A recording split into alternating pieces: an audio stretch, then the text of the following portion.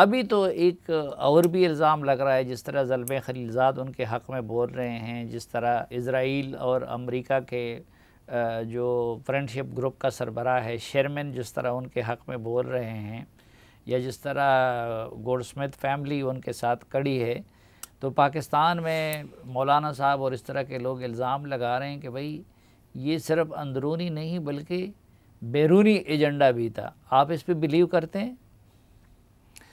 دیکھیے، جو اندر کی باتیں ہیں وہ تو یا تو اللہ جانتا ہے یا وہ لوگ جانتے ہیں جو اس میں شریک ہوتے ہیں۔ ہم تو اس کے نتائج دیکھتے ہیں کہ گزشتہ جو 5-6 سال گزرے ہیں، اور آپ نے جو ابتدائی میں بات کی کہ آپ نہ پی ڈی ایم کے ساتھ ہیں نہ پی ٹی آئی کے ساتھ، وہ اس لیے کہ ان دونوں کے ایجنڈے میں، ان دونوں کے طریقہ کار میں، ان دونوں کے کلچر میں کوئی فرق ہی نہیں ہے۔ پالیسیوں کے لحاظ سے بالکل دونوں بالکل ایک ہے۔ اب دیکھیے، پی ڈی ایم اور پی ٹی آئی یہ ایک دوسرے کے پالیسیوں کا تسلسل ہے۔ پی ٹی آئی نے وہی پالیسیوں کو آگے چلایا جو مسلم لیگ کی تھی، اب پی ڈی ایم وہی پالیسیوں کو آگے چلا رہی ہیں جو پی ٹی آئی کی تھی۔ باقی جو امریکہ کی بات آپ نے کی، یہ تو عمران خان صاحب جب وزارت عظمیٰ سے فارغ ہو گئے یا کیے گئے تو انہوں نے مجھے بھی فون کیا کہ بھئی یہ سائفر کے بارے میں بات کرنا چاہتا ہوں، اور یہ بہت بڑا ظلم ہوا ہے، سازش ہوئی ہے۔ میں نے بھی کہا کہ آپ وہ ان کا نقل ہی بھیجے، فوٹوسٹیٹ ہی بھیجے، تاکہ ہم دیکھیں پڑھیں کہ واقعی حقائق ہے یا نہیں ہے۔ لیکن 8-9 مہینے گزر گئے، انہوں نے نہ اصل بھیجا نہ مجھے نقل بھیجا۔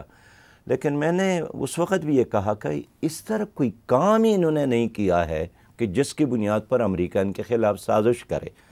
کشمیر کے مسئلے پر یہ ان کے ساتھ ایک ہے، ٹرانسجنڈر کے مسئلے پر یہ سب ایک ہے، آئی ایم ایف کے غلامی اور نوکری اور چاکری کے مسئلے پر یہ سب ایک ہے۔ آخر کون سا ایسا کام کیا ہے کہ اب امریکہ ان کے خلاف یا ان کے خلاف؟ جس طرح وہ کہہ رہے ہیں اسی طرح یہ جا رہے ہیں۔ لیکن اب یہ جو زلمے خلیلزاد اور شیرمن وغیرہ ان کے حق میں متحرک ہو گئے ہیں، تو خصوصاً زلمے خلیلزاد کو آپ اور ہم جیسے لوگ بہت اچھی طرح جانتے ہیں، اس کو آپ کس نظر سے دیکھتے ہیں کہ اس کی کیا وجہ ہو سکتی ہے؟ وہ میرٹ پہ متحرک ہوئے ہیں یا کہ کچھ مقاصد ہے؟ دیکھیے، اصولی بات تو یہ ہے کہ زلمے خلیلزاد ہو یا کوئی اور امریکی سینیٹر ہو، پاکستان کی سیاست میں ان کی مداخلت یہ ہر طریقے سے ہمیں ان کی مذمت کرنی چاہیے۔ اگر ہم امریکی سیاست میں مداخلت نہیں کرتے ہیں، ان کو بھی ہماری سیاست میں مداخلت نہیں کرنی چاہیے۔ لیکن پاکستان کا شروع ہی سے یہی ہے، 1953 سے لے کر آج تک شاید ایسے کوئی حکمران آیا ہو کہ جس کے آنے سے قبل امریکہ نے اور آنے کے بعد امریکہ نے اپنا کوئی رول پلے نہیں کیا ہو۔ پاکستان ایک ایٹمی پاور ہے، پاکستان 23 کروڑ عوام کا ایک سمندر ہے، پاکستان ایک بہت بڑی ریاست ہے اس خطے کا، ریجن کا۔ اس لیے امریکہ ہمیشہ کوشش کرتا ہے کہ حکومت بھی اپنے مٹھی میں رکھے اور اپوزیشن بھی اپنی مٹھی میں رکھے، دونوں پر ہاتھ رکھ کر وقتی ضرورت ان سے کام لیتا رہا امریکہ، ماضی میں بھی اور اب بھی ان کی یہ کوشش ہے۔ تو یہ کوئی ایسی اچنبھی کی بات نہیں ہے کہ اگر پی ڈی ایم پر اس وقت ان لوگوں کا ہاتھ ہے تو اسی طرح پی ٹی آئی پر بھی ان لوگوں کا ہاتھ ہے۔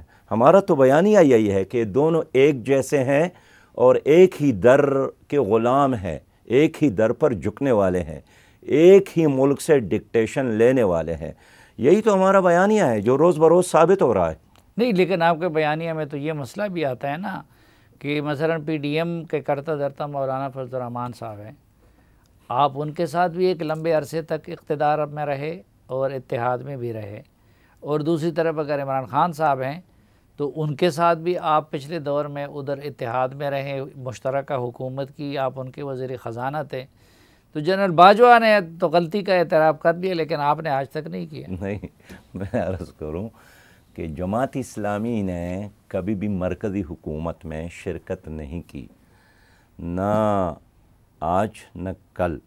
یہ ٹھیک ہے کہ 18th امنڈمنٹ کے بعد اصل چیز صوبائی حکومت میری بھائی میں عرض کروں، یہ ٹھیک ہے کہ 1902 کے الیکشن میں خیبر پختونخوا کے عوام نے ہم پر اعتماد کیا تھا، متحدہ مجلس عامر پر 80 ووٹ لیے تھے ہمارے اسپیکر نے، 86 ووٹ لیے تھے ہمارے وزیر اعلیٰ 2002 کے الیکشن میں۔ تو ایز سچ یہ نہیں تھا کہ ہم پر کسی نے احسان کیا، وہ تو عوام نے ہمیں ووٹ دیا، منتخب کیا۔ پنجاب میں ہمیں منتخب نہیں کیا، لیکن سندھ آپ اور بلوچستان میں منتخب نہیں کیا۔ منشور پہ اکٹھے آپ کا اور مولانا فضل الرحمان کا سلیم بھائی اس وقت ہمارا ایک منشور تھا، منشور میں اسلامی نظام تھا، عدل اور انصاف تھا، اور اس وقت مولانا فضل الرحمان صاحب مرکز میں کسی حکومت کا حصہ نہیں تھے۔ اسی طرح پی ٹی آئی کے ساتھ 2014 کے بعد ہم نے مخلوط حکومت میں ضرور شرکت کی، لیکن اس وقت ان کے ساتھ مرکزی حکومت نہیں تھی، اور یہ کہتے رہے کہ اگر ہم مرکزی حکومت میں آ گئے ہم یہ کریں گے وہ کریں گے، لیکن ہم مخلوط حکومت میں شامل تھے سلیم صاحبی صاحب، لیکن ہماری پالیسی پھر بھی مختلف تھی۔ یہاں انہوں نے دھرنا دیا، ہم نے دھرنے میں شرکت نہیں کی۔ یہاں انہوں نے اپنے مرکز میں ان کی اپنی پالیسی تھی، ہمارے حتیٰ کہ بلدیات میں بھی ہم ہمیشہ وہ اپنے نشان پر الیکشن لڑتے رہے، پچھلے الیکشن میں بھی دوبارہ ایم ایم اے بنا کے ایک دستور، ایک منشور، ایک جھنڈے، ایک نشان کے تحت مولانا فضل الرحمان کے ساتھ الیکشن لڑا۔ تو کہیں ایسا تو نہیں ہوگا کہ الیکشن آنے کے بعد آپ لوگ پھر اکٹھے ہو جائیں؟ نہیں، اس وقت دیکھیں ہم نے تو ایم ایم اے بنائی گزشتہ الیکشن میں، اس وقت بھی ہمارا یہی موقف تھا کہ مولانا فضل الرحمان صاحب چونکہ متحدہ مجلس عمل کے صدر ہے، ان کو نواز شریف کے ساتھ، مسلم لیگ کے ساتھ، پیپل پارٹی کے ساتھ اپنا یعنی رشتہ ختم کرنا چاہیے، اور پھر اس ایم ایم اے کے ختم ہونے کی بنیاد بھی یہی تھی کہ ان کا ایک ہاتھ ہمارے ساتھ تھا، دوسرے ہاتھ پیپل پارٹی اور مسلم لیگ کے ساتھ تھا، اس لیے وہ نہیں چل سکا اور اس نے نتیجہ بھی نہیں دیا۔ لہٰذا طویل سوچ بچار اور ان مشاہدات اور تجربات کے بعد ہم نے اپنا راستہ یہی بنایا کہ ہم نے ان کا ساتھ دیں گے نہ ان کا ساتھ دیں گے، اور ہم ایک متبادل کی طور پر اپنے جھنڈے اور اپنے منشور دوبارہ تو اس اگلے الیکشن میں تو اس غلطی کا امکان نہیں ہے۔ سلیم بھائی ہمارا یہی طے ہے کہ ہم اپنی نشان پر اور اپنے منشور کے ساتھ الیکشن لڑیں گے۔ یعنی اب آپ کا پکا یقین ہے کہ مولانا صاحب بھٹک گئے ہیں اور وہ نون لیگ اور پیپلز پارٹی کے ساتھ چلے گئے ہیں؟ مولانا فضل الرحمان صاحب تو اس وقت پکے ان کے ساتھی ہے، ان کے ساتھی نہیں ہے بلکہ ان کا امام ہے۔ اچھا، پیپلز پارٹی اور نون لیگ کے امام ہیں؟ اور کیا، صدر ہے نا پی ڈی ایم کا۔ اچھا